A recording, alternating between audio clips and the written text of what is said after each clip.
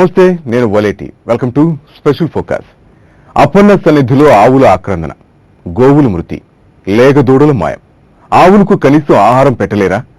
అన్నవరం, సింహాచలంలోనూ ఇదే సమస్య. ఆవుల అకాల చావులకు కారకులెవరు? దీనిపై ఐ న్యూస్ స్పెషల్ రిపోర్ట్.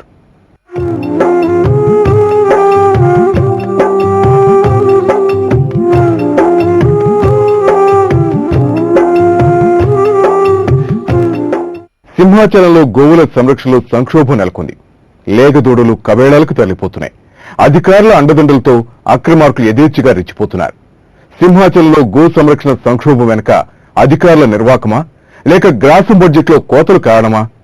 లేగదూడలు కవేళాలకు తరల వెనుక అసలు కారణమేంటి?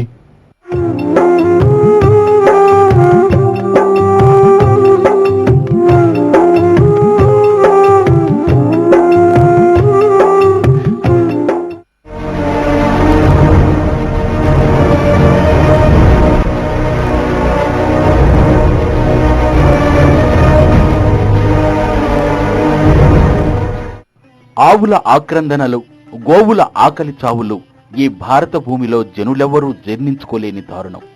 పాలు, పెరుగు, నెయ్యి అందించే ఆవులను అమ్మతో సమానంగా ఆరాధించే నైజం మనది. భక్తుడైన భగవంతుడైన ఆవు పాలు ముఖ్యం. పాలు ప్రజలకు పోషకాహారమైతే భగవంతునికి అభిషేక ఆహార్యం. అలాంటి గోవులు మరణిస్తున్నాయంటే ఎవరూ సహించలేరు.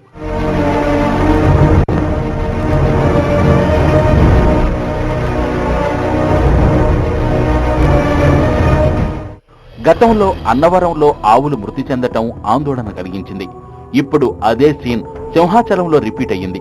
సత్యనారాయణుని సన్నిధిలో గోవుల ఘోరం జరిగితే అప్పన్న సన్నిధిలో ఆవుల ఆక్రందనలు ఇప్పుడు మొదలయ్యాయి. దీనికి ఎవరు కారకులో సర్కార్ తేల్చాల్సి ఉంది.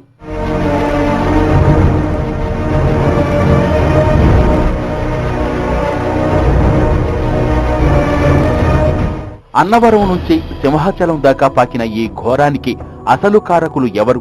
ఎందుకిలా జరుగుతోందని గోపూజ చేస్తున్న సజ్ఞాన పొంగవులు తర్కించుకుంటున్నారు.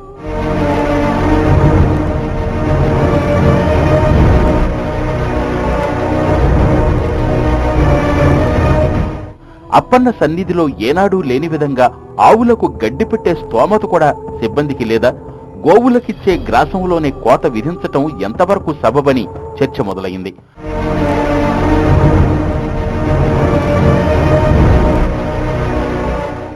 అసలు గోవుల సంరక్షణ విషయంలో దేవాదాయ శాఖకు ఒక విధానం ఉందా అని భక్తులు ప్రశ్నిస్తున్నారు.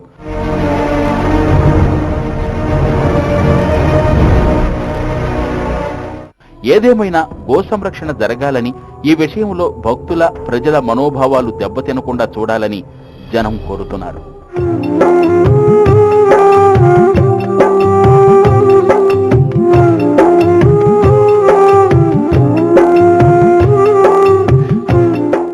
నాడు అన్నవరంలో ఆవుల ఆక్రందనలు, నేడు సింహాచలంలో గోవుల మృతి. అసలు ఆవుల ఆక్రందనల వెనుక ఎవరి నిర్వాకం ఉంది? అప్పట్లో అన్నవరంలో ఈవోగా ఉన్న రామచంద్రమోహన్ ప్రస్తుతం సింహాచలం ఈవోగా పనిచేస్తున్నారు. అన్నవరంలో 31 ఆవులు మృతి చెందితే ప్రస్తుతం సింహాచలంలోనూ గోవులు దుర్మరణం పాలే. ఇంతకీ ఆవుల ఆక్రందనలకు ఈ ఈవోకు సంబంధమేంటి?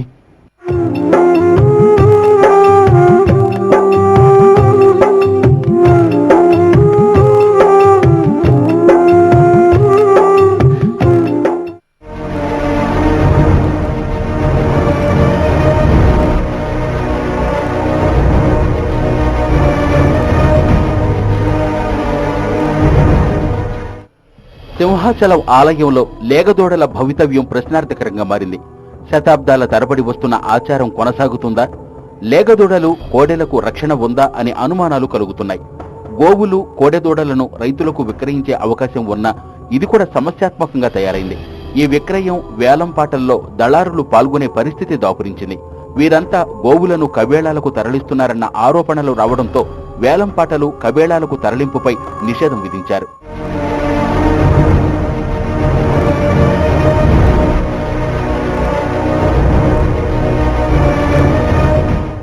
అటు వ్యవసాయ పనులకు ఆధునిక యంత్ర పరికరాలు రావడంతో కోడెదూడలను, ఎద్దులను కొనుగోలు చేసేవారు కరువయ్యారు. ఈ కారణాల నేపథ్యంలో గోవులు కోడెలు ఎక్కువైపోయాయి. వాటి పోషణ భారంగా మారింది. అయితే కొందరు అధికారులు లోపాయికారిగా కాసులకు కక్కుర్తిపడి దొడ్డిదారిన గోవులను తరలించే పనులు చేస్తున్నారు. అసలే గోవులు మరణిస్తుంటే కొందరు ప్రబుద్ధులు వాటిని తరలిస్తూ పట్టుబడ్డారు. 12 దూడల్ని తరలిస్తున్న నలుగురిని పట్టుకున్నారు.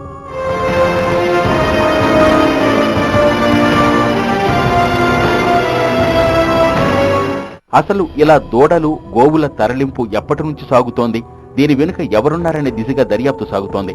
మరోవైపు గోవుల తరలింపంతా విజయనగరం ప్రాంతానికే అని తెలుస్తోంది.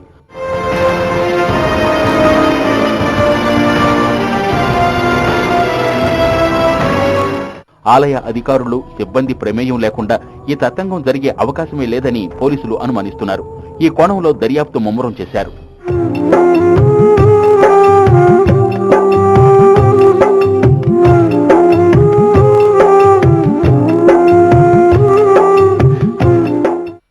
గో సంరక్షణ, వాటి పోషణ విషయంలో అన్నవరం, సింహాచలం దేవస్థానం అధికారులు విఫలమయ్యారన్న సంగతి నిజం.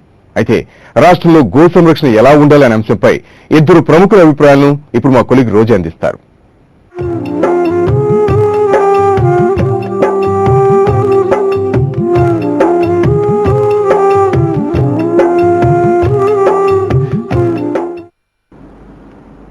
నమస్తే, నేను Roja. Welcome to I news. పాలు, పెరుగు, నెయ్యి అందించే గోవులను అమ్మతో సమానంగా ఆరాధించే నైజం మనందరిది. అయితే అలాంటి గోవులకు ఆకలి చావులు అంటే భూమి మీద జనులు ఎవ్వరూ కూడా సహించినటువంటి దారుణం ఇది.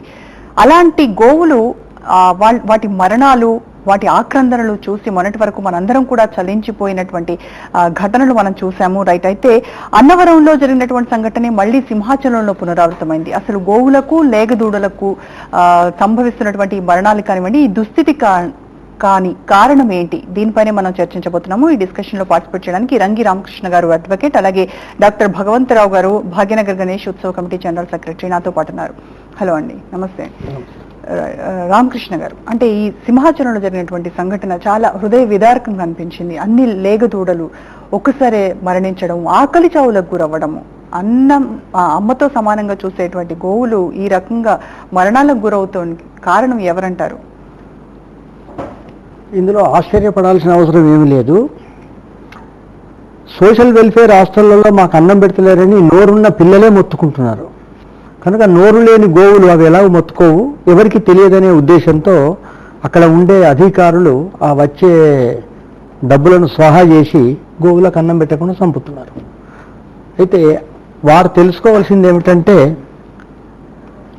ఆవు మరణిస్తే దాని శాపం కూడా చాలా పెద్దది ఉంటుంది.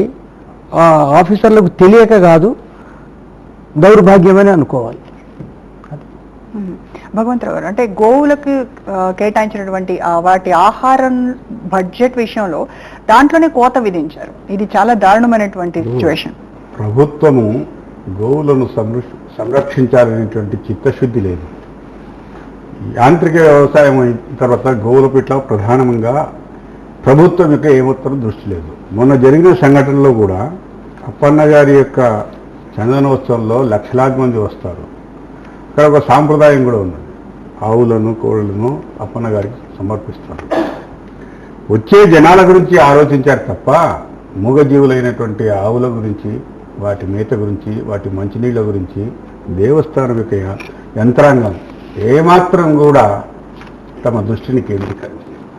కేవలం దర్శనార్థం వచ్చే భక్తుల గురించి మాట్లాడారు తప్ప, వారి వ్యవస్థ కొరకు ఆలోచించారు తప్ప, ఈ ఉత్సవాల సందర్భంగా అప్పను దొరికిస్తున్నటువంటి ఈ గోవులు, లేగదూడలు వీటిని కూడా సంరక్షించడానికి మనం తీసుకోవాల్సిన చర్యలు ఏంటి అనేది ముందు ప్లానింగ్ లేదు. అటు దేవస్థానం యొక్క కమిటీకి లేదు, ప్రభుత్వాధికారైనటువంటి యంత్రాంగం దేవాదాయ శాఖకు లేదు, ప్రభుత్వానికి కూడా లేదు. అమ్మ తర్వాత పాలు శిశువుకి ఇచ్చేది ఆవు పాలు, అమృతంతో సమానం. కానీ ఆవులను సంరక్షించాలనేటువంటి ఇంగిత జ్ఞానం, చిత్తశుద్ధి ఈ ప్రభుత్వానికి లేదు. మన భాగ్యనగరంలో కూడా అనేక ఆవులు చంపబడుతున్నాయి. వాటిని సంరక్షించాలనేటువంటి యంత్రాంగానికి నిర్దిష్టమైనటువంటి ఆదేశాలు లేవు. ప్రభుత్వం బాధ్యత వహించాలన్నా, లా అండ్ ఆర్డర్ వహించే పోలీసు యంత్రాంగం బాధ్యత వహించాలన్నా, అగ్రికల్చర్ డిపార్ట్మెంట్ బాధ్యత వహించాలన్నా, లేక యానిమల్ హస్బెండరీ డిపార్ట్మెంట్ బాధ్యత వహించాలన్నా, ఒకవేళ ఆవును సంరక్షించాలి, జాతీయ పశువుగా ప్రకటించాలని యావత్ దేశంలో ఆవు తల్లి అని చెప్పి మనం భారతీయులుగా భారతీయ సంస్కృతికి ప్రాతిథ్యం వహిస్తూ విశ్వాసం కలిగినటువంటి వాళ్ళము ఆ ఆవును సంరక్షించడానికి ప్రభుత్వ పరంగా ఎలాంటి దృష్టి కేంద్రీకృతంగా లేదు, బడ్జెట్ అసలు లేదు. కనుక ఈ చందనోత్సవ సందర్భంగా వచ్చినటువంటి ఆవులకు పశుగ్రాసం లేక, రెండోది తాగడానికి మంచినీళ్ళ సౌకర్యం లేక, మూడోది బాలుని యొక్క ప్రతాపం ఏదైతే ఉన్నదో ఎండ తీవ్రతను తట్టుకోలేక చచ్చిపోతుంటే నిశ్చేష్టులై చూశారే తప్ప దానికి కావాల్సినటువంటి సపరిచర్యలు, వైద్య సేవలు ఏవైనా అందించాలి. వైద్య సేవలు అందించాలంటే కూడా అక్కడ వెటరనరీ డాక్టర్స్ యొక్క ముందు చూపు లేకపోవడం వల్ల ఇవన్నిటికీ కేంద్ర బిందువుగా మన యొక్క ఆవులు చనిపోవడం. అంటే ముందస్తుగా రామకృష్ణ గారు ఒక ప్రణాళిక, పక్కా ప్రణాళికతో ఆలయ అధికారులు కానివ్వండి, ఈవీ కానివ్వండి, లేదంటే మంత్రిత్వ శాఖ కానివ్వండి, వీళ్ళందరికీ ముందు చూపుతో ఇప్పుడు మీరు అన్నట్టుగా ఒక పక్కా ప్రణాళిక ఉంటే ఇటువంటి సంఘటనలు పునరావృతం కాకుండా చూసుకోవచ్చు అంటారు. తప్పకుండా అండి. ప్రణాళిక అంటే 1998లో జస్టిస్ పి వెంకటరామరెడ్డి గారు చెప్పారు, the government shall construct cow ponds అని 1998లో. Today we are in 2013. ఇప్పటి వరకు కూడా ఒక్క గవర్నమెంట్ గోశాల కూడా లేదు. గవర్నమెంట్ గోశాల లేవు, ప్రైవేట్ గోశాలల వాళ్ళకు కూడా ఏ విధమైన సౌకర్యాలు లేవు. కనీసం ఎలక్ట్రిసిటీ కూడా కమర్షియల్ ఎలక్ట్రిసిటీ వసూలు చేస్తున్నారు. పశుగ్రాసం లేదు. వెటర్నరీ ఆఫీసర్స్ వద్దకు పోతే వాళ్ళు రారు, చూడరు. మేము ప్రైవేట్ వెటర్నరీ డాక్టర్స్ మీద మేము డిపెండ్ కావాల్సి వస్తుంది. బ్రదర్ చెప్పినట్టు గావహ విశ్వస్య మాతరః, ఆవు విశ్వానికి తల్లి అని మన వేదాలు చెప్తుంటే మన వాళ్ళు ఇట్లా మర్చిపోతున్నారంటే దురదృష్టము, దౌర్భాగ్యము. గత 30 ఏళ్ల బట్టి నేను చూసేది ఏంటంటే, ఎప్పుడైనా మేము ఆవులను పట్టుకుంటే కూడా పోలీసు వాళ్ళు మమ్మల్ని వేధిస్తున్నారు తప్ప ఆవులు ఎందుకోసం పోతున్నాయి, ఎక్కడికి పోతున్నాయి పర్ఫెక్ట్. రామకృష్ణ గారు, అంటే మీరు గోశాలను నిర్వహిస్తూ ఉన్నారంటున్నారు కదా, 4 గోశాలను నిర్వహిస్తున్నారు. గత 30 ఏళ్ల నుంచి కూడా మీరు వాటి సంరక్షణ బాధ్యతను చూసుకుంటూ ఉన్నారు. అసలు బేసిక్ గా ఆ గోశాలలో ఉండేటువంటి గోవులకు ఎటువంటి ప్రాబ్లమ్స్ వస్తూ ఉంటాయి జనరల్ గా? గోవులకు ప్రాబ్లమ్స్ చాలా వస్తాయండి. చిన్నపిల్లలను సాధినట్టు సాధవలసి వస్తుంది. ఎన్నో యానిమల్స్ ఉంటాయి కనుక ప్రతిదానికి కాన్స్టెంట్ విజిల్ ఉండాలి. దాని మీద కాన్స్టెంట్ గా వెటర్నరీ వాళ్ళది సూపర్విజన్ ఉండాలి. మా మంత్రిలో మా గోశాలకే మా వెటర్నరీ ఆఫీసర్ ఇప్పటి వరకు ఒక్కసారి వచ్చింది లేదు. నేను రిజిస్టర్ కూడా పెట్టినాను, రిక్వెస్ట్ చేసినాను, వచ్చినప్పుడు సంతకం పెట్టమని పెట్టరు. ఇక్కడ కూడా అట్లాగే మేము ప్రైవేట్ వాళ్ళని కంపౌండర్స్ వాళ్ళని, అంటే డాక్టర్స్ అంటే రారు కానీ ప్రైవేట్ కంపౌండర్స్ వాళ్ళని పెట్టి మేము మందులు అవి చేయిస్తున్నాము. అదేవిధంగా గ్రాసానికి వస్తే గడ్డి, కుట్టి అటువంటివన్నీ కూడా దాతలు పంపుతున్నారు తప్ప ప్రభుత్వము ఒక్క పై సంబంధం కూడా ఏ విధమైన గోశాలకి ఏ విధమైన హెల్ప్ చేయడం లేదు. ఆన్ ది అదర్ హ్యాండ్ ఎన్నో రిస్ట్రిక్షన్స్, అంటే చట్టంలో కూడా section 17 of AP cow prohibition of slaughter కింద గవర్నమెంట్ మే కన్స్ట్రక్ట్ అట, గవర్నమెంట్ షెల్ కన్స్ట్రక్ట్ కాదు, గవర్నమెంట్ మే అంటే మే నాట్ అనేది మీనింగ్ వస్తుంది. మరి వెంకటరామరెడ్డి గారు, జస్టిస్ వెంకటరామరెడ్డి గారు చెప్పిన తర్వాత కూడా 1998 నుంచి ఇప్పటిదానిక ప్రభుత్వం ఎందుకు ఇంతవరకు కౌ పాండ్స్ కన్స్ట్రక్ట్ చేయలేదనేది జవాబు చెప్పాలి. చెప్పరు. ఉన్న గోశాలలో అవి చచ్చిపోతుంటే కూడా పట్టించుకోరు. మీకు ఒక విషయం చెప్తానండి, ఘాతుక కాదుకోవాపి తదా యశ్యానుమన్యతే యావంతి తస్య రోమాణి తావత్ వర్షాన్ని మజ్జతి అని మహాభారతం అనుశాసన పర్వంలో చెప్పాడు. ఆవును చంపిన, ఆవు మాంసం తిన్న, ఆవు హత్యలకు ప్రోత్సహించిన, ఇప్పుడు ఈవో గారు బహుశా ప్రోత్సహించే ఉన్నాడు నా దృష్టి, ఎందుకంటే ఆయనకు తెలియకుండా పోవు ఇది. ఆవు శరీరం మీద ఎన్ని వెంట్రుకలు ఉంటాయో అన్ని సంవత్సరాలు నరకాన్ని అనుభవించాల్సి వస్తుందని మన వేదాలు చెప్తుంటే అసలు మనకు కలియుగంలో భయం అనేది లేకుండా పోయి, భక్తి అనేది లేకుండా పోయి ఈ విధంగా ఆవులు చనిపోతున్నాయి. చాలా దురదృష్టం. ఇప్పటికైనా ప్రభుత్వం కళ్ళు తెరిచి ఒక్క దేవస్థానంలో గోశాలలే కాదు, ఈవెన్ ప్రైవేట్ గోశాలలకు కూడా కాన్స్టెంట్ గా ఏమేమి కావాలి, ఎట్లెట్లా వాళ్ళకు సహాయపడాలి అనేది చూడాలి. ఎన్నో విధాలైన చట్టంలో కూడా ఎన్నో లూప్ హోల్స్ ఉన్నాయండి. ఆ చట్ట లూప్ హోల్స్ ను కూడా సవరించాల్సిన అవసరం ఉంది. ఓకే భగవంతరావు గారు, అయితే అన్నవరంలో కూడా గతంలో ఇటువంటి సంఘటన చోటు చేసుకుంది. సో మళ్ళీ సింహాచలంలో, అంటే గతంలో అక్కడ ఈవుగా పనిచేసినటువంటి ఆయన అక్కడ పనిచేస్తున్న టైంలోనే ఇటువంటి సంఘటన, మళ్ళీ ఆయన ఇక్కడికి ట్రాన్స్ఫర్ అయిన తర్వాత ఎటువంటి జాగ్రత్తలు, కొంతవరకు జాగ్రత్తలు తీసుకుని ఉంటే ఇది మళ్ళీ పునరావృతం అయ్యేది కాదేమో. ఆ ఈవో యొక్క చిత్తశుద్ధిని శంకించవలసినటువంటి అవసరం ఉన్నది. అసలు భారతీయ సంస్కృతి పట్ల, ఆవు పట్ల తనకు విశ్వాసం ఉన్నదా లేదా అనేది ఆ చిత్తశుద్ధిని శంకించవలసి ఉంది. అన్నవరంలో జరిగిన తర్వాత ఆయన హయాంలోనే ఇక్కడ కూడా జరుగుతున్నది. వాస్తవానికి దేవాలయాల దగ్గర పశు సంపదను పెంచడానికి, ఆవులను పెంచడానికి ధూపదీప నైవేద్యాల కొరకని దేవాలయ భూములు ఉంటాయి. ఆ దేవాలయ భూములన్నీ కూడా రాజకీయ నాయకుల యొక్క ప్రోత్సాహంతో, ప్రోద్బలంతో, లేకపోతే వారి యొక్క ఇన్వాల్వ్మెంట్తో ఈ కబ్జాలు అయిపోయి పశువులకు మేయడానికి ఎక్కడ కూడా దేవాలయ భూముల దగ్గర గడ్డి లేదు. ఇవన్నీ కూడా ప్రభుత్వం చూసుకోవాల్సినటువంటి అవసరం. ఈ అవసరాన్ని ప్రభుత్వం ఏమాత్రం కూడా ఆలోచించడం లేదు. కనుక రైతుకు ఆవు అనేది తల్లి లాంటిది. కేవలము ఆవు తల్లి లాంటిదే కాకుండా కుటుంబ పోషణ కూడా చేస్తుంది. ప్రకృతి వైపరీత్యాల వల్ల ఒకవేళ పంట నాశనం జరిగినా, నష్టం వచ్చినా ఆవు సంతతి ఉంటే పాలు, పెరుగు వాటి ద్వారా కుటుంబ పోషణ జరుగుతుంది. కానీ ఈ యాంత్రిక ట్రాక్టర్లు అవి రావడం వల్ల చిన్న సన్నకారు రైతులకు పని లేనందువల్ల, ఆవులు యొక్క సంతతి లేనందువల్ల అతను ఆకలితో ఆత్మహత్యలకు పాల్పడుతున్నాడు తప్ప వారిని ఆదుకోవడానికి, పశు సంపదను కాపాడుకోవడానికి, గోసంతతిని కాపాడుకోవడానికి, గోవు అంటే గోవు యొక్క ఎద్దులు లేని రైతుకు వ్యవసాయం జరగదు. కనుక ఇవన్నిటినీ సంరక్షించాలనేటువంటి దృక్కోణము ప్రభుత్వంలో కొరవడినందువల్ల, ఆ దిశలో ఆలోచించినందువల్ల ఇవన్నీ జరుగుతాయి. రైట్, ఎగ్జాక్ట్ గా మీరు చెప్పినట్టుగా ఇప్పుడు ఈ ట్రాక్టర్లు ఏదైతే వ్యవసాయ రంగంలో ఆధునీకరణ మొదలైందో అప్పటి నుంచి వీటి కొనుగోళ్లు కూడా ఆగిపోయాయి. ఓ రకంగా ఆవు ఉంటే వాళ్ళకి పాలు, పెరుగు అవన్నీ వస్తాయి. పంట ఏదో ప్రకారం నష్టం వచ్చినా కూడా ఆ కుటుంబాన్ని మళ్ళీ పంట వచ్చే వరకు ఈ పశుసంపద ఆదుకుంటుంది. ఈ రోజు చిన్న సన్నకారు రైతులకు ట్రాక్టర్ ఎవరు పెడతారు? 30 ఎకరాలు 50 ఎకరాలు ఉన్న వాళ్ళు పెడతారు. 2 ఎకరాలు 3 ఎకరాలు 1 ఎకరా ఉన్న వాళ్లకు ఎద్దులకు ఈ రోజు పశుగ్రాసం లేదు. తాగడానికి మనుషులకు వెళ్ళినప్పుడు ఈ ఆవు సంతతికి నీళ్లు కాపడానికి ఎక్కడున్నది ఈ వ్యవస్థ? ఈనాడు ఇంత వేడి ఉన్నది ఆంధ్ర రాష్ట్రం లోపల, మనుషులకు తాగడానికి కూడా కష్టమవుతున్నది. కానీ పశువులకు తాపడానికి కానీ నీళ్ళ కానీ గ్రామ స్థాయిలో చేసినటువంటి ఏర్పాట్లు ఈ ప్రభుత్వ పరంగా ఏమున్నాయని ఆలోచిస్తే ఏమాత్రం లేవు. కనుక ప్రభుత్వం యొక్క అనాలోచిత చర్య వల్ల ఈనాడు పశు సంపద, ఆవు యొక్క సంతతి నష్టమవుతున్నది. ఈ యొక్క దానికి తోడు చిత్తశుద్ధి లేనటువంటి ప్రభుత్వ అధికారులు, ఈవో ఎవరైతే ఉన్నారో ఇలాంటి వాళ్ళు, ఎవరైతే గోసేవకు అక్కడ గోశాలలో కేటాయించబడినటువంటి మనుషులు ఉంటారో వాళ్ళు తమ విధి నిర్వహణ సరిగ్గా చేయకపోవడం వల్ల కూడా ఇలాంటివి జరుగుతున్నాయి. దానికి చెక్ లేదు. ఈవో చేస్తున్నాడా లేదా? గోశాల సంరక్షించడానికి కేటాయించబడినటువంటి లేదు. ఉన్నా ఎవరైనా కంప్లైంట్, సివిలియన్స్ ఈ విధంగా చేయాలని కంప్లైంట్ ఇస్తే ఆ కంప్లైంట్ చూసే నాథుడు కూడా లేడు ప్రభుత్వంలో. కనుక ఇవన్నిటికీ కారణం ఏంటంటే ప్రభుత్వం యొక్క నిర్లిప్తత, ఉదాసీనత. ప్రభుత్వం ఆ దిశలో ఏమాత్రం ఆలోచించకుండా ప్రస్తుతం మనం చూస్తున్నాం. ఏ విధంగా రాజకీయ అధికారాన్ని కాపాడుకోవాలని చూస్తున్నారు తప్ప ప్రజల ఆకలిని తీర్చడానికి కానీ, పశువుల యొక్క ఆకలిని తీర్చడానికి కానీ, దప్పికను తీర్చడానికి కానీ, పశుగ్రాసాన్ని ఏ విధంగా తీసుకురావాలనే దృక్కోణంలో కానీ ఈ ప్రభుత్వం ఆలోచించడం లేదనేది ఇది నిత్యంగా కనిపిస్తున్నటువంటి నగ్న సత్యం. రైట్. అయితే రామకృష్ణ గారు, పశువుల కోసం కేటాయించినటువంటి వాటి ఆహార బడ్జెట్ లో కోత విధించడం అది ఎంతవరకు కరెక్ట్ అంటారు? అంటే నిధుల లేని వల్ల మేము వాటికి ఆహారాన్ని అందించలేకపోతున్నాం అనేది ఒక వర్షన్. సో అంటే అప్పన్నకు వచ్చేటువంటి డబ్బు కొంత ఇటువైపు మళ్లించేటువంటి ఛాన్స్ లేదంటారా? సబ్జెక్ట్ టు సర్టన్ కరెక్షన్ అండి. దయచేసి ఆవును పశువు అనడానికి వీలు లేదు.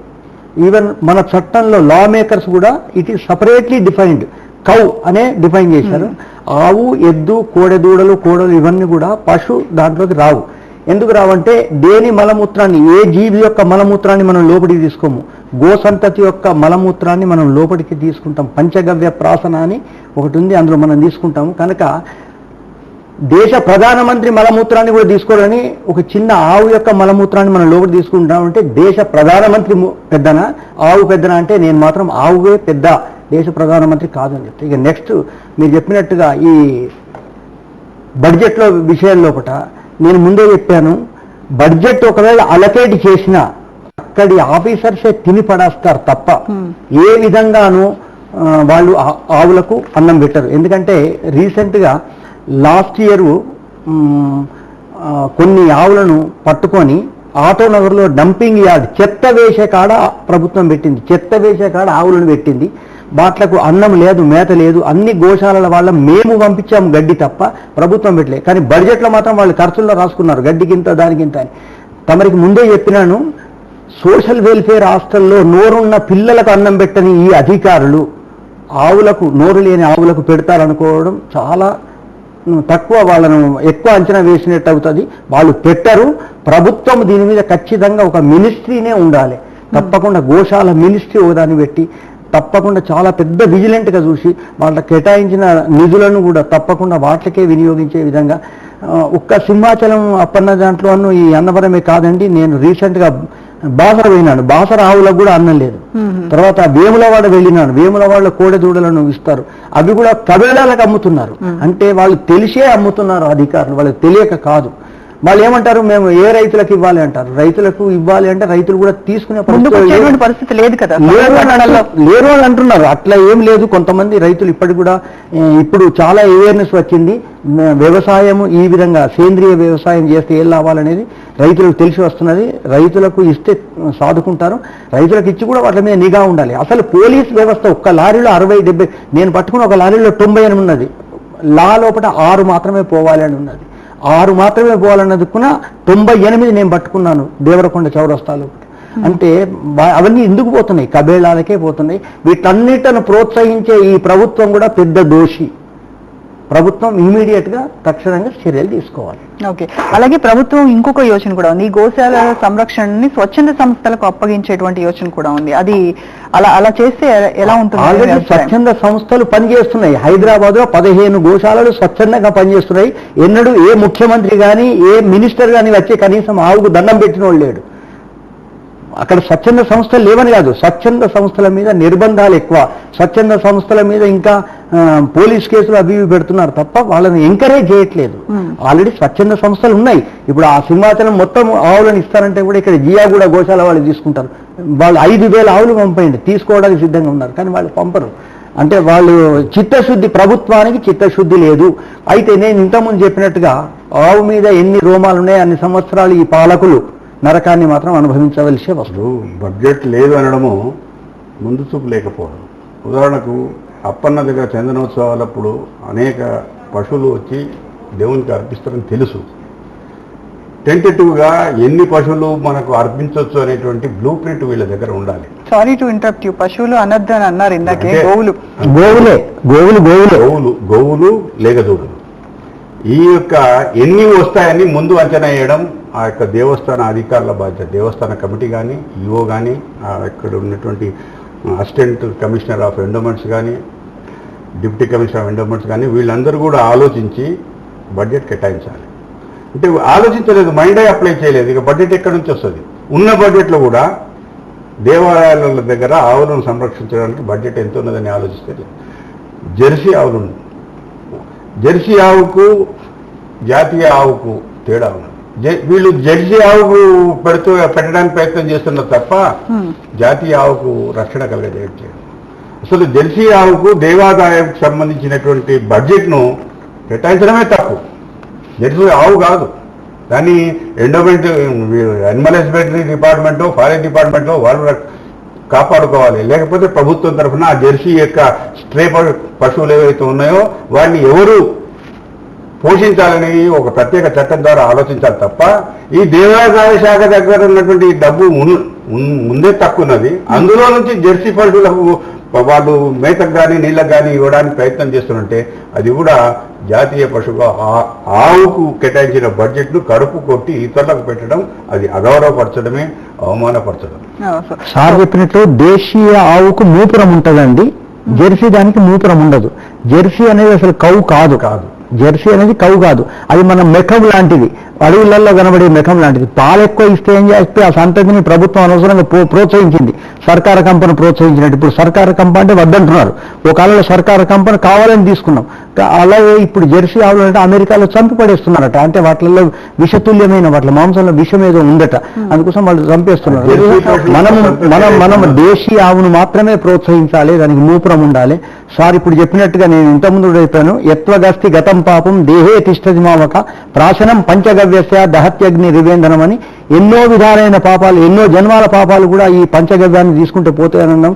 మలమూత్రాలు, గోవు యొక్క మలమూత్రాలను మాత్రమే మనం లోపలి తీసుకుంటాము కనుక మనకంటే అది ఎన్నో రేట్లు పెద్దది. ఆ విషయాన్ని పాలకులు గ్రహించాలి.